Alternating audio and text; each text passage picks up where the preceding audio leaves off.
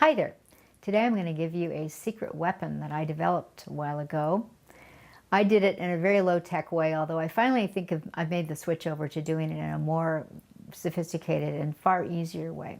The way I did it in the beginning was to literally take the plot. We've worked on the plot beats.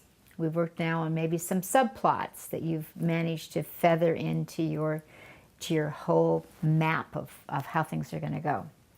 And what I would do is this. I would go to an office supply store and I would pick up a pack of 3x5 cards. The more neon-like for me, the better.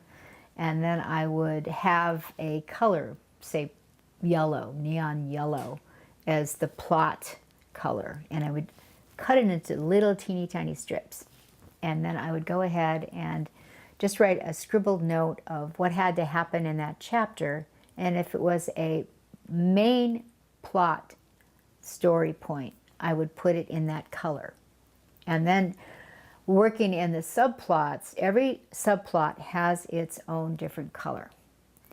Here's the advantage. So then what you do is you just literally put them up. I put them up on a big cork board and did it. Now it's even easier. What you can do is just take what you've done on your computer right now, where you've been feathering in the subplot notes on what could be happening. Every different, and if you have more than one subplot, what you're going to do is assign each one of them a different color. So assign your plot a one color, go through your whole plot point thing and flag all the ones in that one color, make them be that color.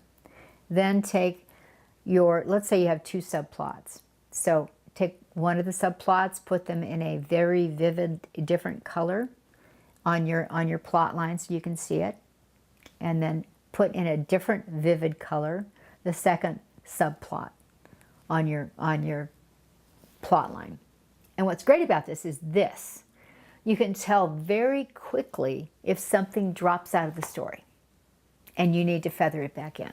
It's a brilliant way of visually being on track, because it's really hard when you start working with words, a whole lot of words and a big stack of paper after a while, to figure out if something drops out of the story for too long. And you don't want that to happen if you have a subplot. So this is a good way of being able to do kind of a check that's a visual check, because you can easily see if the color orange drops out, and it drops out over 5 chapters, 6 chapters. You might want to feather in a little tiny strip of that information to get us back into that character's head or that subplot, so that we don't lose the track and the thread.